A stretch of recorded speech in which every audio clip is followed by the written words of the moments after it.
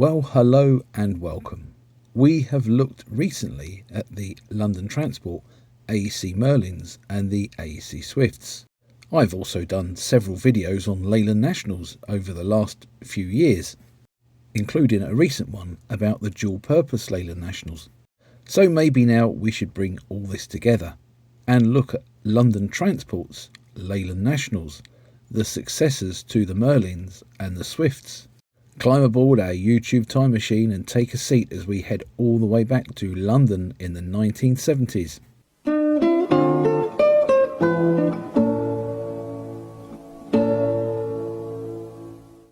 London Transport has always had a requirement for single-decker buses, but in a fleet like London Transport, it tends to be better known for its double-decker vehicles. However much you like the RF, and they are a good bus, you can't deny that they were kind of overshadowed by the RT, and indeed the RM, as they did have incredibly long lives, the RFs. Now, as I mentioned in my video about the AEC Merlins and the AEC Swifts, maybe this long life that the RFs had could have been some of the problem that London Transport had. These buses, as well as the RTs and the RMs, were incredibly reliable. And yes, there were a few problems, of course. They did have breakdowns, I'm not saying they didn't. But when you're used to vehicles with this sort of reliability, and to top it all, you tailor your maintenance regime around these vehicles as well, anything else is really going to be a bit of an anticlimax, isn't it? I'll try to remember to put a little link into the top right hand corner for the video on the AEC Merlins and the AEC Swifts. It's a bit of a long video, it's nearly an hour's long, but it also includes the details of the London Transport reshaping plan as well. So I guess in many ways it can be regarded as a little bit of a prequel to this video. And indeed the continuation of this story will be in another video at a later date, and that will be the story of the Greenway Leyland National, which again played a very big part in the story of London Transport, and London Country for that matter. But let's get back on track, because once again we've deviated. The RFs dated all the way back to the early 1950s. The last one was RF 685, and this was delivered in October 1953. Now, most buses have a lifespan with their original operator of around 15 years, sometimes less, sometimes a little bit more. And when, say, a 15-year-old bus does get sold from its original operator, it does tend to go to a second operator, a smaller independent, say, who will run it on schools or run it on smaller, lesser services. These can sometimes see another 5 years service with smaller operators. So 20-year-old buses really aren't overly common in service still, especially those with their original operator. If we go back to RF 685, as I said, it was delivered in October 1953. This didn't come out of service until May 1977. And that would be a credible 24 years service. And RF 685 certainly wouldn't be the only one that would clock up impressive length of service like this. Now, in part, this was down to the fact that there was just nothing that London Transport could find that was suitable to replace these buses. As we saw in the video for the London Transport bus reshaping plan, they had pinned their hopes on the AEC Merlin and the AEC Swift. And whilst these buses were incredibly good at the Red Arrow services, which they'd basically been designed to do in the first place, everything else they went on kind of went a little bit Pete-Tong, shall we say. Passengers who'd always been used to getting a nice comfortable seat on an RF now found they had to strap hang on these standee buses. And then there was the automatic fare collection machine with the turnstiles that London Transport were trying to push people into using. And then there was the length of these new AEC buses. They just sometimes didn't fit where the RF would go. They were much longer. And this, of course, is before we even get on the subject of maintenance, reliability and structural problems. Initially, London Transport would look at the Metro Scania for a replacement for the Merlins and Swifts. Now you know what I'm going to say. I've done a video on the Metro Scania, and I'm going to try to remember to put a little link into that video in the top right hand corner. The Metro Scania was an Anglo-Swedish bus, all the running gear being from Scania, the Swedish bit, whilst the rest of it came from MCW, the English bit, and I'll let you guess which part of it rusted the most. The first one arrived at the end of 1969, and this was a demonstrator and was given the registration of VWD 451H. This was an MCW demonstrator and was owned by MCW. This was put to work on Route 99 from Plumstead Garage from February until May 1970, and then it returned back to MCW. To avoid having a massive issue like they had with the Merlins and the Swifts, London Transport decided to trial some of the more modern single-deckers in production at the time. As I said, in 1973 they would take 6 Metro Scanias, and these would be MS 1 to 6. These went off to Dalston Garage to work on the S2 and would work between Clapton Pond and Bromley Station. It's well known that the Metro Scania had a fair bit of poke to it, and it was certainly a lot faster than the Swifts and the Merlins that they replaced. So fast in fact that one of the buses, MS4, would end up in Clapton Pond on the first day of operation. And now we have a space for all the usual jokes and comments. The driver was told to drive on dipped headlights, and he wanted to make a splash on the first day of service. At the same time, in July 1973, 6 short Leyland Nationals would also arrive as well as part of these comparison trials. These would also go to Dalston and work on the S2, but as far as I know, none of these ended up in Clapton Pond. These buses would stay on the S2 until 1976, when the Leyland Nationals would be moved over to Hounslow and the Scanias would be put into store. Incidentally, 5 of these Metro Scanias would be sold to Newport Corporation, whilst the last one, MS2, would go into the Chiswick experimental shop for a couple of years before that was also sold. The Leyland National would be given the code LS by London Transport, and the first 6 buses would be numbered LS1 to 6 and would have the registration of TGY 101M to TGY 106M. These would all be to the length of 10.3 metres and would be dual-doored and seat 36 passengers. These were delivered in a rather non-standard deep red livery and had white roofs with grey pods. London Transport certainly wasn't an early convert of the Leyland National, these trial buses lasting on their own for quite a while. During this time, London Transport discovered a few issues with the Leyland Nationals, and this was that they would drink incredible amounts of oil and also get through engines quite quickly. However, London Transport found out that if they bored out the engines and derated them, this would greatly improve the situation.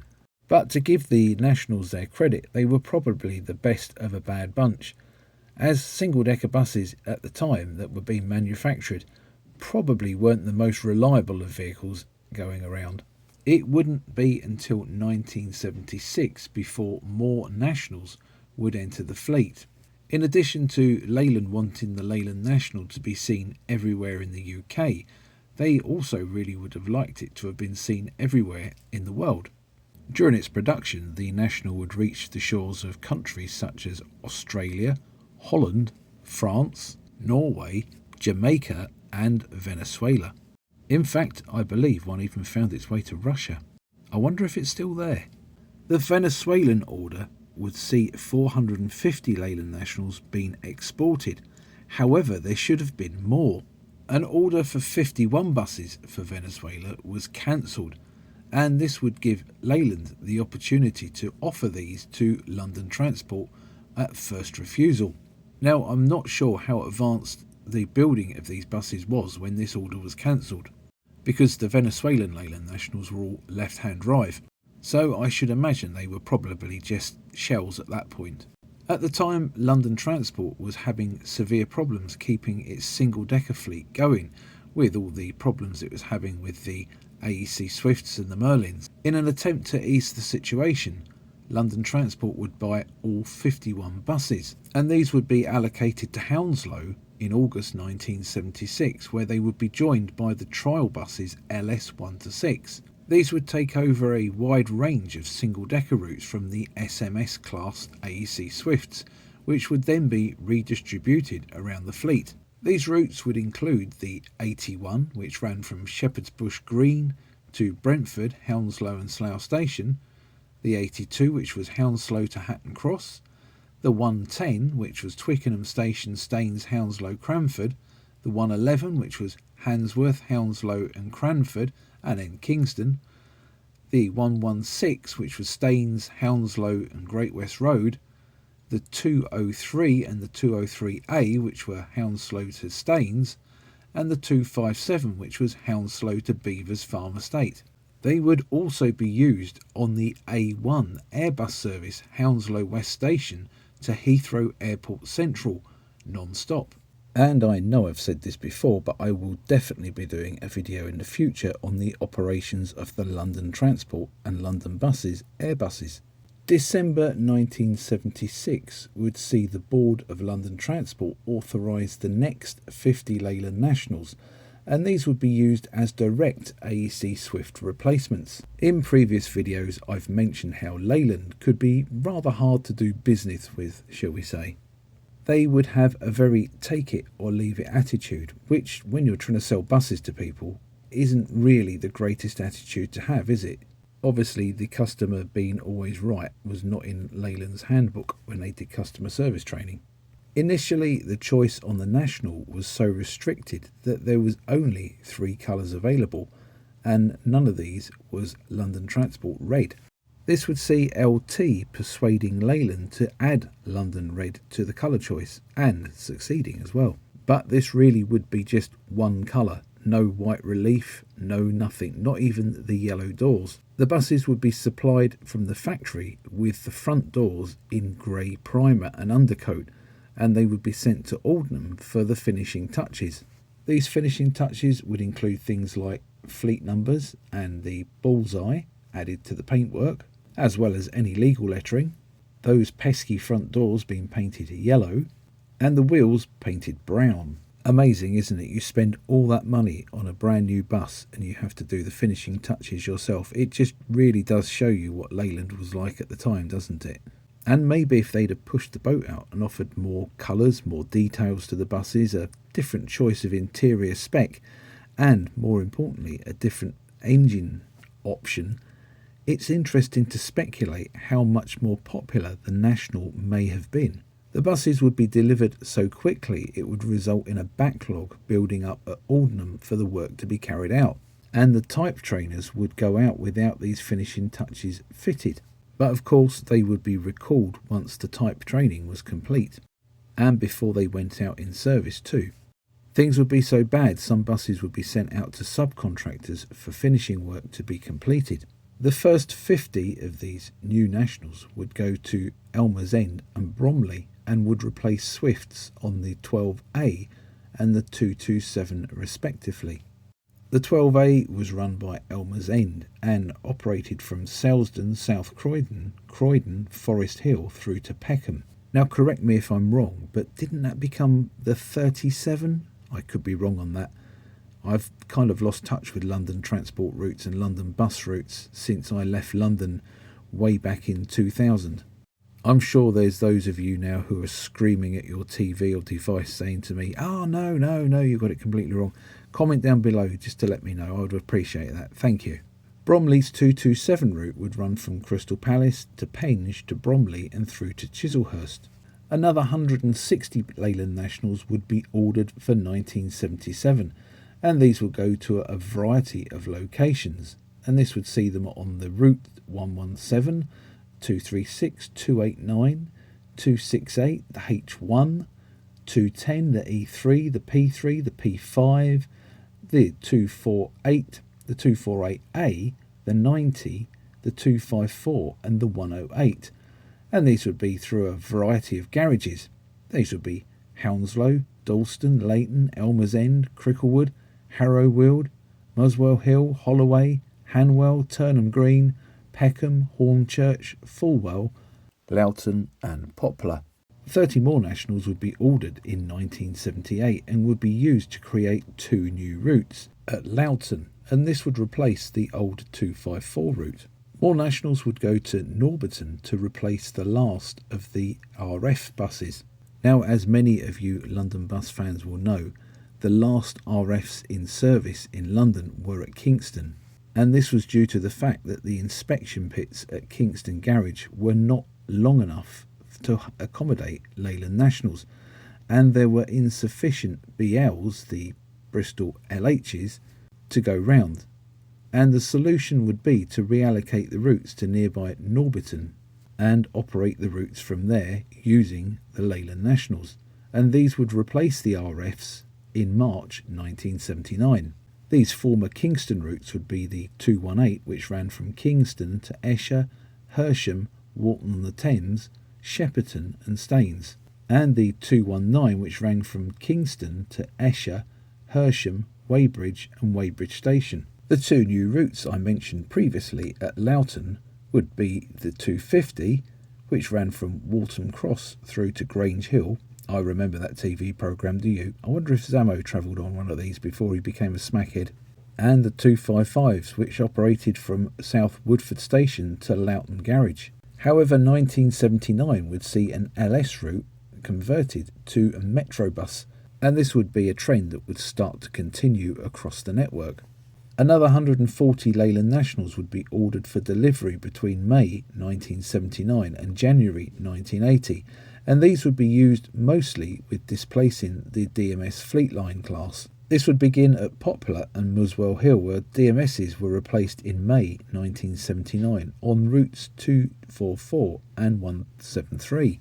Some would go to Harrow Weald, where they would be used to replace the SMS Swifts on the 209 and the 258 in July 1979, and the following month they would go on to the 114 as well.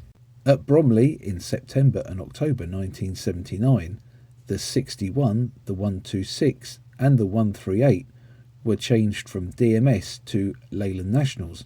December that year would see Holloway converting its 239 route to Leyland Nationals, whilst, just to be different, Romford North Street would take some Nationals to replace BLs, the LHs, on the 247 and the 247B.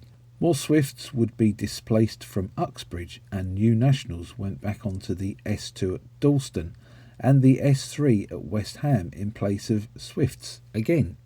LT, though, was receiving deliveries of other buses, such as Metro buses and Titans, and there were adjustments with the allocations to make the best of the available fleet.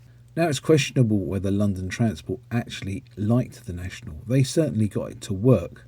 They discovered the Achilles heel, without a doubt, was still the engine, the 510 turbocharged lump that sat at the back. These engines would tend to give up the ghost after just 3 years' work, but LT had managed to coax a little bit of extra life out of them. The first prototype, Leyland National 2, would go on show at the 1978 Motor Show, and shortly after this would go into production. Initially, this would be offered with the 0680 11.1 litre diesel engine, and at first London Transport wasn't interested in the Mark II National. The Merlins and Swifts, as I mentioned at the beginning of the video, were performing rather well on the Red Arrow duties. But these intensive services were starting to take their toll on these buses, and they did need replacing.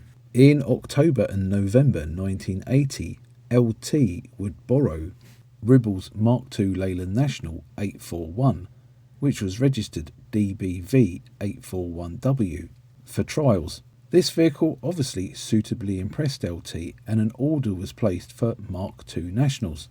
Despite being a very different bus, they were numbered in the same LS range as the previous Mark I Leyland Nationals. So the first one would be numbered LS438, and this would be registered GUW438W, and would arrive with LT in December 1980. Following on testing at Chiswick, it was accepted by LT in January 1981.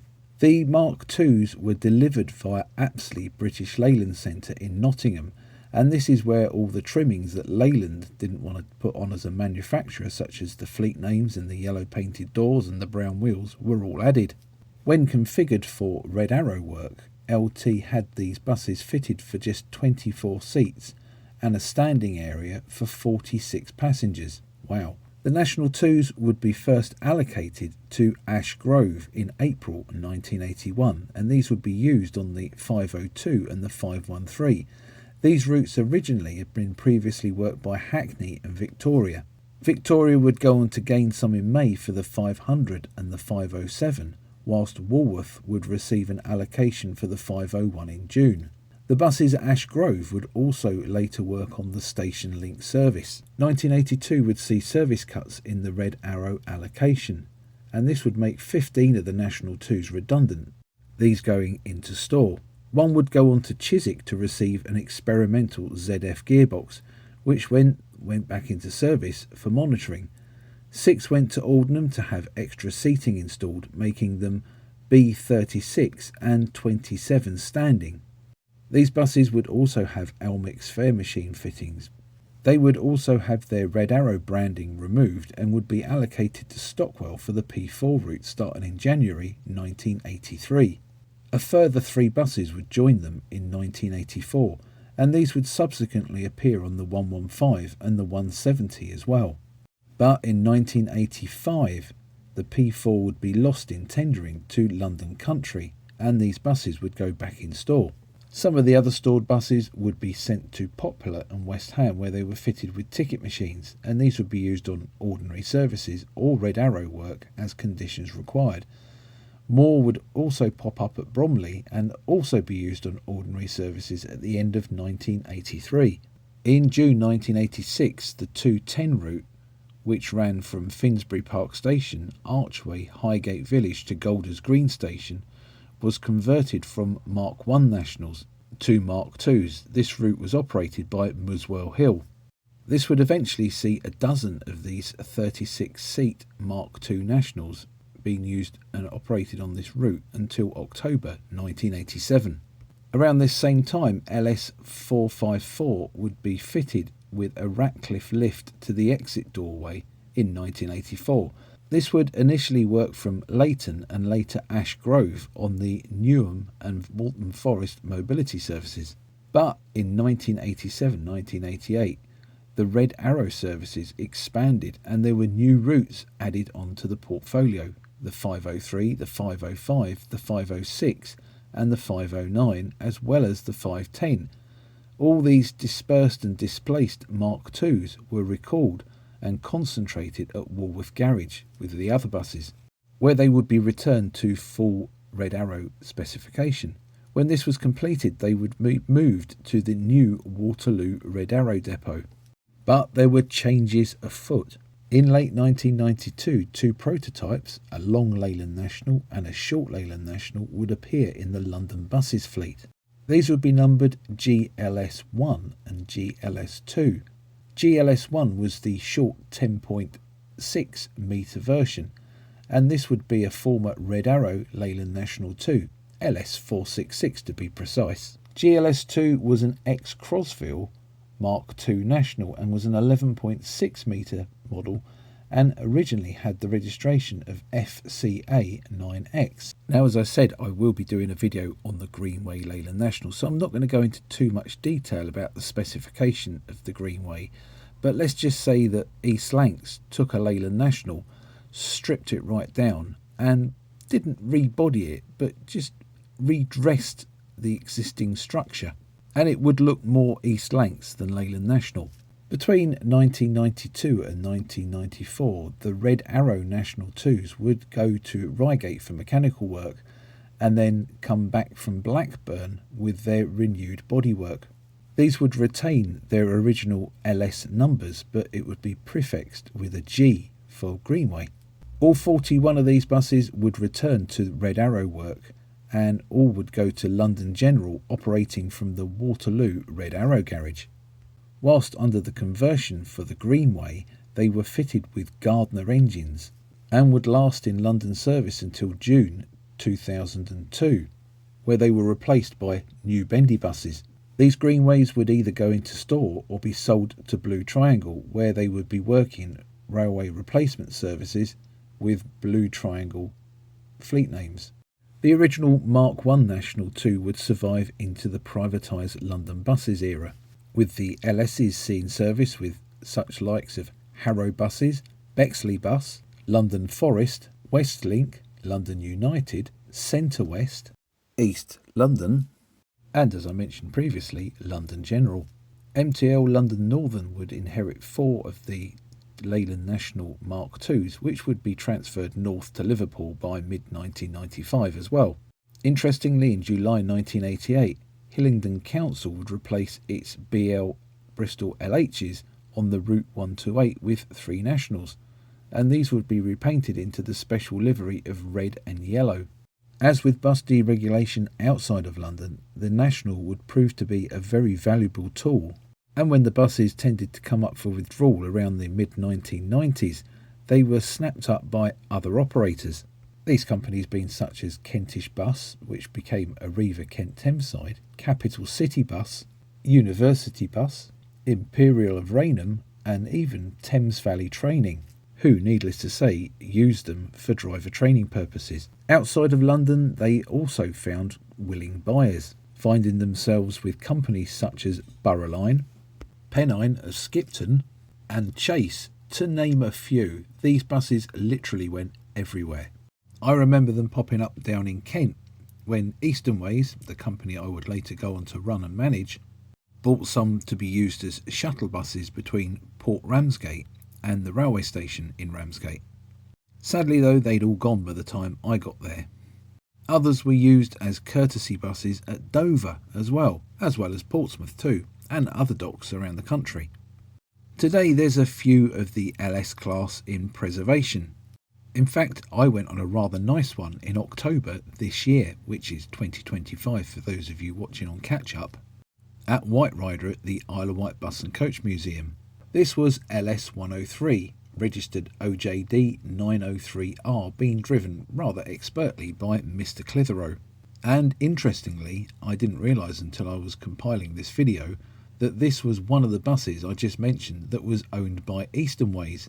Easternways bought this bus in November 1990, and it lasted with them all the way through till 1998. And to be fair, it doesn't seem any worse the wear for that. We had a really nice ride on it all the way through from Ryde over to Newport, and it did perform faultlessly. Well, I hope you enjoyed this video on the London Transport and the London Buses Leyland National. As I mentioned, in a future episode we will be looking at the Greenway conversions in a lot more detail than we have here.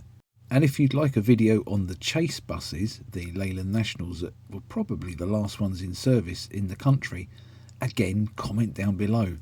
Also, don't forget to comment with your thoughts and memoirs, recollections on the LS class Leyland Nationals.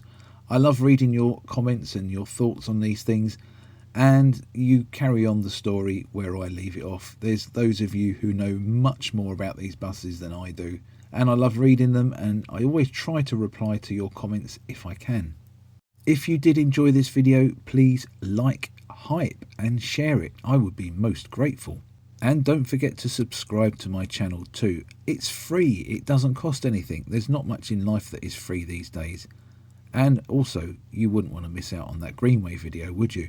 If you enjoyed this video and you like what I'm doing with the channel, you can always buy me a drink. Just go to the Super Thanks button and follow the link from there. Thank you so very much. And once again, thank you for watching. Bye for now.